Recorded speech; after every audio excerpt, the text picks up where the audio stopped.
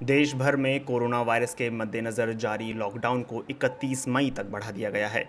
गृह मंत्रालय ने लॉकडाउन 4 के लिए गाइडलाइंस जारी कर दी हैं। कोरोना वायरस के कारण लागू राष्ट्रव्यापी लॉकडाउन का चौथा चरण सोमवार से शुरू होगा और इसमें लोगों को ज़्यादा रियायत और लचीलापन देखने को मिलेगा। देश में सभी तरह की घरेलू और अंतर्राष्ट्रीय विमान यात्राएं बंद रहेंगी। हालांकि घरेलू मेडिकल सेवाओं, घरेलू एयर एम्बुलेंस को छूट रहेगी। मेट्रो सेवाएं बंद रहेंगी। स्कूल, कॉलेज और अन्य शैक्षणिक संस्थान बंद रहेंगे। होटल, रेस्टोरेंट और हॉस्पिटैलिटी सेवाओं से जुड़ी अन्य सेवाएं भी बंद रहेंगी। हालांकि जो सेवाएं हाउसिंग हेल्थ पॉलिसी, सरकारी कर्मचारी, हेल्थ केयर वर्कर्स या कहीं फंसे हुए लोगों को ले जाने वाली सेवाएं हैं, वो चालू रहेंगी। इसी दौरान बस डिपो, रेलवे स्टेशन और एयरपोर्ट पर कैंटीन भी चल सकती है। जो रेस्टोरेंट होम डिलीवरी की सुविधा दे सकते हैं, उन्हें किचन चालू करने की मंजूरी मिल सकती है। सभी cinema hall, shopping complex, gym, swimming pool, park, theatre, bar और ऑडिटोरियम आदि बंद रहेंगे। स्पोर्ट्स कॉम्प्लेक्स खुल सकते हैं, लेकिन वहां दर्शकों को आने पर प्रतिबंध रहेगा। सभी सामाजिक, राजनीतिक, खेल, मनोरंजन, धार्मिक कार्यक्रमों पर रोक रहेगी। सभी धर्मों के पूजा स्थल भी बंद रहेंगे। कंटेनमेंट जोन को छोड़कर बाकी जगहों पर कई गतिविधियों को शुरू करने की मंजूरी दी गई है। इंटरस्टेट बसों को चलाने की मंजूरी है। इसके लिए राज्यों को आपस में तालमेल बैठाना होगा।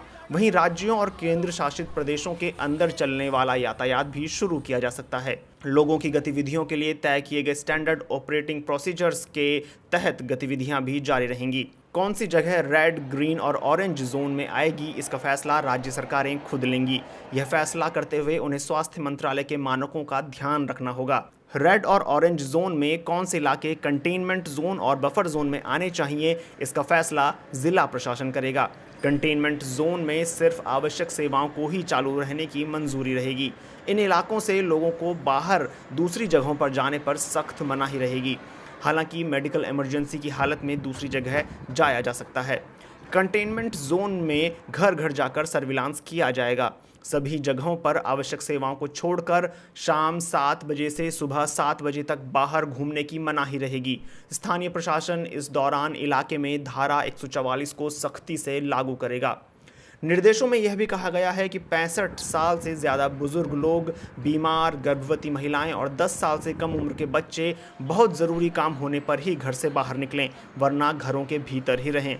ऐसा भी कहा गया है कि जिन गतिविधियों पर अलग से पाबंदियां लगाई गई हैं, उनके अलावा बाकी सभी की इजाज़त होगी। हालांकि कंटेनमेंट जोन में केवल ज़रूरी कामकाज की इजाज़त रहेगी। ये भी कहा गया है कि राज्य और केंद्र शासित प्रदेश हालात का जायजा लेते हुए कुछ खास जोन में गतिविधि विशेष पर रोक लगा सकते हैं। निर्देशों में आरोग्य सेतु ऐप का जिक्र किया गया है। ऐसा कहा गया है कि ये ऐप संभावित खतरे की जानकारी देकर ढाल का काम करती है। दफ्तरों में लोगों की सुरक्षा का ख्याल रखने के लिए सभी कर्मचारी कंपैटिबल मोबाइल फ़ोन में ये ऐप डाउनलोड करें और इस्तेमाल करें। इस बारे में ज़िला प्रशासन सभी लोगों को इस ऐप को इंस्टॉल कर अपना हेल्थ स्टेटस डालने का निर्देश दे सकता है।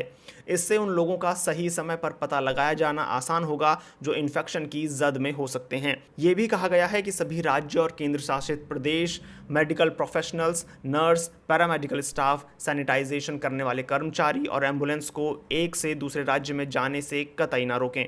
साथ ही सामान ले जाने वाले ट्रकों को भी एक राज्य से दूसरे राज्य में जाने की इजाज़त दी जाएगी। हालांकि इस दौरान कोई भी राज्य किसी पड़ोसी देश के साथ सामान की आवाजाही नहीं कर सकता।